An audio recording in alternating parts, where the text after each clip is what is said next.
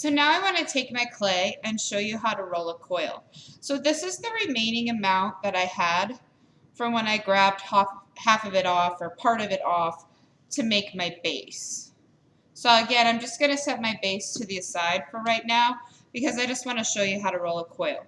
So I'm going to take part of my clay and I'm going to squish that clay in between my hands.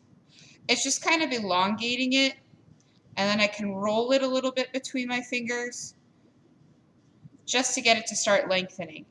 So now I want to roll it on the table. And it's really important that you roll it all the way over. So a lot of kids just go back and forth. That's going to get you a flat coil. So you literally want to roll it all the way off your palms and all the way off your fingertips. All the way off your palms, all the way off your fingertips. So I'm kind of spreading my fingers out. I'm making sure that I kind of press in the middle and then start to press outward. This is going to help thin out my coil. Now, if they're turning flat, that means that you're not rolling the clay all the way over. So right now, this coil is about the width of my pinky. That's a good thickness.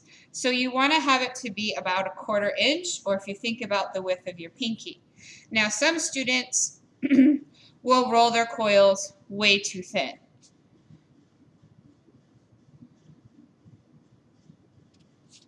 And so if your coil looks like this is too thin. Excuse me. You need to make sure that your coil is thicker than that. So if you look at the right thickness, too thin. And then what other thing that students do is make them too thick. So they might roll a little bit, and then they end up with something much thicker. So too thin, just right, too thick. And coil rolling is going to take you some practice. It's not always really easy for everyone to just figure out how to do it. But the main thing is that when you're making that coil, you want to start it in your hands, kind of squish the clay. That's going to help get it from a ball or a blob. And then you're going to roll off your palms, off those fingertips. And I'm going to start in the middle and roll outward. So I'm putting pressure into the middle and then pressure outward. If you notice, my fingers are spread out really far. That's to make sure that I go off my fingertips, off my palms. This is very, very important to get a nice round coil, and you need a round coil so that you can blend appropriately.